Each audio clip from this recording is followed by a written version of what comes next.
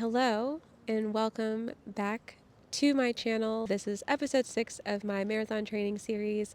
This will be the final episode in the series, being that I completed the marathon on March 2nd, 2025, 2 days before my birthday. And let's get into it. So, first things first, I would say, just to keep it a buck, now that I'm a few weeks past running the marathon, it feels kind of like anticlimactic. And I think, my running partner, Felicia, who did the training with me, completed the marathon with me, ran alongside me. I think that, like, when we got to the starting line, she also said it kind of feels anticlimactic. I felt it in the moment for sure. Like, once I crossed the line, I had a brief moment of wanting to cry, but I didn't, got myself together. But in the days following and even that evening, it was just like, yeah, like it felt like I did a long run, a longer run than I had ever done, my longest run. But again, you know, being that it was on our usual long run days, being that, me and Felicia are running together like we usually do, it felt familiar. And that familiarity was so helpful and is the point of practice, right? Because I understood the conversations that my body was going to be having with me throughout the race because I had had them before. And because I had had them before, I knew how to navigate in order to keep going. And, kind of as I said in one of the earlier episodes, how everything is everything. I think I said that in the first episode when I started recording this series. What I mean by that is this marathon training and actually running the race has just given me another data point to kind of understand when I'm in the middle of doing something, particularly with my creative practice, and I do start to feel that resistance. I know that instead of ignoring that resistance, I now recognize the resistance is me trying to communicate with myself. It's me kind of sounding a little bit of an alarm in some way, shape, or form of like, hey, we're a little clogged here. And I think my usual kind of reaction to feeling that will be to distract myself. Oh, there's so much I need to do around the house. I want to get my house together. Oh, I want to redesign this room. Oh, work is really stressing me, or it's just been really on my mind and I haven't been in the right place. Like, there's just a million and one and two things that can distract me from showing up. I'm able to identify that a lot faster now using this experience of training for the marathon as a parallel to my creative practice and showing up. So, just like with running, if I felt something along the way, I was constantly checking in with myself. How is my breathing? How do my legs feel? How do my arms feel? Are my shoulders up? Do I need to relax my shoulders? Do I need to fuel? Just a constant communication to course correct little things in order to keep me going. And the same thing applies for when I am doing anything creative. It's happening more immediate when it's something physical, when I'm actually running. But now that I have this experience of training for a marathon and running the marathon, I can totally see a lot faster, oh, this is some place I need to check in with myself and see what's going on. And then literally once I do that, once I check in, it's like unclogging a toilet. Then it's like, oh, okay, I can sit down now and do the thing. Here we are. I'm showing up. So my second takeaway from this whole marathon training and running the marathon was that, and this one's a little cliche, whatever, but things are cliche because they're true. But I can really set my mind to something and accomplish it. And it's just as simple as that. I mean, maybe because in this case, my only goal was to finish the marathon. I didn't have a time that I was trying to meet other than the deadline. I just merely wanted to run a marathon, and I, hadn't had any, prior, serious, quote unquote, serious running experience. I'd ran, several 5Ks beforehand. That was honestly like almost 4 miles was the max amount of miles that I had ever run in my life at one time, before I started training for this marathon. So the first week in the marathon training, the long run was 5 miles, and at that time, that was my longest distance, and that continued to be the case, obviously, throughout the entire marathon training. So every week was something new. I mean, there were like a couple of weeks where it was like kind of like a break week a little bit, in that we didn't push the mileage, but then the week after that we would push even more. So it was just this interesting experience of constantly being in this state of pushing myself in preparation for the ultimate push, which was the 26.2 miles.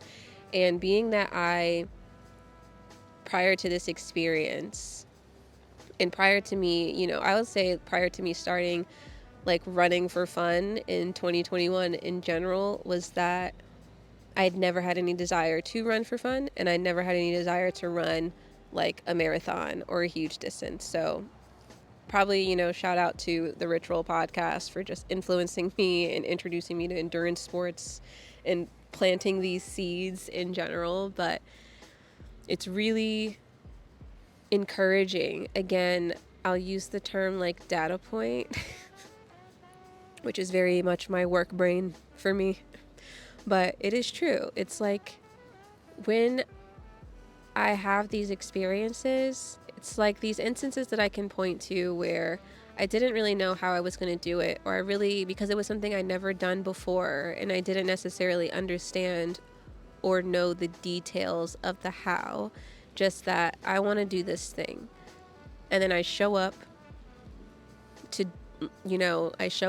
every day or every other day, or how often I need to show up in order to eventually meeting this goal that I set out. It's just really cool to have done this experience, kind of started from quote unquote scratch, and that again, my longest mileage at the time was under 4 miles to 26.2 miles in, a little over 18 weeks. And that it's probably about 18 weeks of true training, because I had the injury that caused me to have to take a break for a few weeks as well. So in a relatively short amount of time, I was able to meet a goal that at one point in my life I would have never imagined that I could do. And, I bypassed a 10K, a half marathon, an 8K. I bypassed all of that. I went from 5K to the full marathon because that is me. But I now have, just another thing to point to when I am setting out to meet future goals, especially when I think about creative goals that I have and wanting to finally finish creative projects. And when I have creative ideas, be able to bring them to life, kind of tap into the same things that I was tapping into with training for this marathon and running the marathon. I can bring that same energy into my creative practice and into my creative space to keep going in order to realize the idea and really bring it forth into fruition and into completion, rather than falling off at some point in time. And finally, number 3, just to keep it an odd little number, I'm really making this stuff up on the spot and trying to really reflect on this.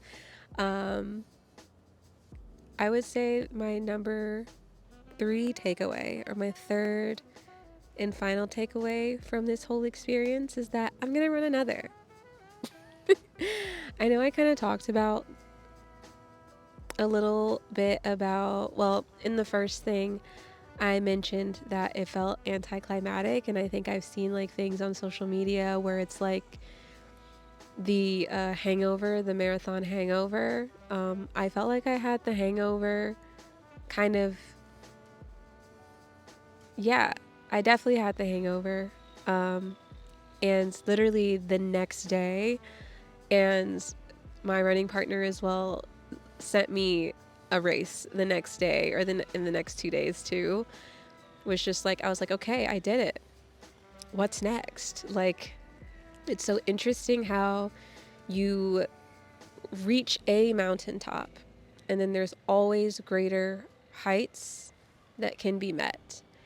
And on the one hand, I feel like that analogy reminds me of like the chase for wealth or external validation or fame and things like that, of how, or even like in the space of YouTube, like a certain number of subscribers, like, oh, I want this amount of subscribers so that I can be monetized, or oh, I want 100,000 subscribers. But then once you get there, the goalpost is always moving. There's always a new height to be met. And so it can feel like a bit of a hamster wheel, as far as like it's just a temporary high. And then it's like, okay, well, now what? So, on the one hand, if that's like what you're chasing as a source of fulfillment and happiness, it's like you shouldn't be chasing it because you'll never meet it.